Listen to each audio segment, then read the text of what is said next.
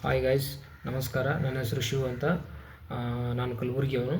ಇವತ್ತು ಈ ವಿಡಿಯೋ ಯಾಕೆ ಮಾಡ್ತಿದ್ದೀನಿ ಅಂತಂದರೆ, ಇವತ್ತೇನಂತಂದರೆ ಪ್ರಜಾವಾಣಿಯಲ್ಲಿ ಒಂದು ನ್ಯೂಸ್ ಬಂದಿದೆ. ಏನಂತಂದರೆ 404 ಹುದ್ದೆಗಳ ಭರ್ತಿಗೆ 3ನೇ ಬಾರಿಗೆ ಪರೀಕ್ಷೆ ಅಂತ.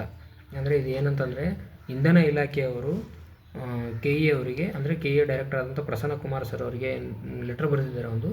ಅದರಲ್ಲಿ ಎಕ್ಸಾಮ್ ಮಾಡಿರಿ ಅಂತ ಕಂಡಕ್ಟ್ ಮಾಡಿರಿ ಅಂತ ಬಂದಿದೆ. ಅವ್ರು ಏನು ಮಾಡಿದ್ದಾರೆ, ಪ್ರಜಾವಾಣಿಗೆ ತಿಳಿಸಿದ್ದಾರೆ. ಯಾರು ಅಂತಂದರೆ ಕೆ ಇ ಡೈರೆಕ್ಟರ್ ಆದಂಥ ಪ್ರಸನ್ನ ಕುಮಾರ್ ಸರ್ ಅವರು.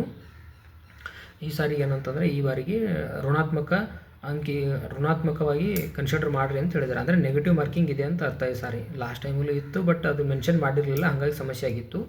ಅದನ್ನು ಸುಪ್ರೀಂ ಕೋರ್ಟ್ ಆರ್ಡರ್ ಬೇಸ್ ಮೇಲೆ ಅವ್ರು ಏನು ಮಾಡಿದ್ದಾರೆ, ಎಕ್ಸಾಮನ್ನು ಮಾಡಿರಿ ಅಂತ ಹೇಳ್ಬಿಟ್ಟು ಸುಪ್ರೀಂ ಕೋರ್ಟ್ ಆರ್ಡರ್ ಕೊಟ್ಟಿದೆ. ಅದೇ ಬೇಸ್ ಮೇಲೆ ಇವರು ಇಂಧನ ಇಲಾಖೆಯವರು ಕೆ ಇಗೆ ಡೈರೆಕ್ಷನ್ ನೀಡಿದೆ. ಓಕೆನಾ. ಇಷ್ಟ ಆದಮೇಲೆ ನೆಕ್ಸ್ಟ್ ಏನಂತಂದರೆ, ಎಕ್ಸಾಮ್ ಯಾಕೆ ಕ್ಯಾನ್ಸಲ್ ಆಗಿತ್ತು ಅಂದರೆ 2018ರಲ್ಲಿ ಅದೇನೋ ಕ್ವೆಶ್ಚನ್ ಪೇಪರ್ ಲೀಕು ಅದರಿಂದ ಸಮಸ್ಯೆ ಆಗಿತ್ತು. ಸೊ ಅದು ಕಾರಣದಿಂದ ಮತ್ತೆ ಕ್ಯಾನ್ಸಲ್ ಆಗಿತ್ತು ಎಕ್ಸಾಮು. ಅದಾದಮೇಲೆ 2024ರಲ್ಲಿ ಮತ್ತೆ ಬರೆದಿದ್ವಿ ಎಕ್ಸಾಮು. ಮತ್ತು ಅವಾಗ ಇದು ಪಾಸಿಟಿವ್ ನೆಗೆಟಿವ್ ಆ ಟೈಮಲ್ಲಿ ಪ್ರಾಬ್ಲಮ್ ಆಗಿತ್ತು.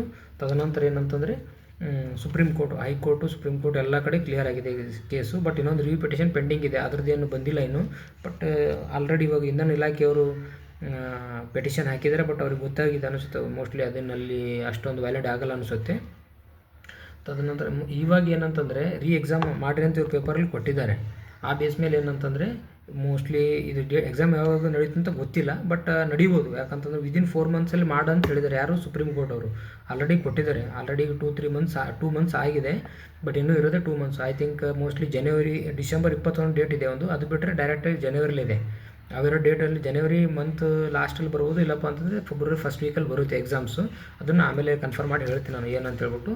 ಬಟ್ ಇವಾಗ ಈ ಪ್ರಜಾವಾಣಿಲಿ ಏನು ಕೊಟ್ಟಿದ್ದಾರಲ್ಲ, ಇದ್ರ ಬಗ್ಗೆ ನಾನು ನಿಮ್ಗೆ ಹೇಳ್ತೀನಿ.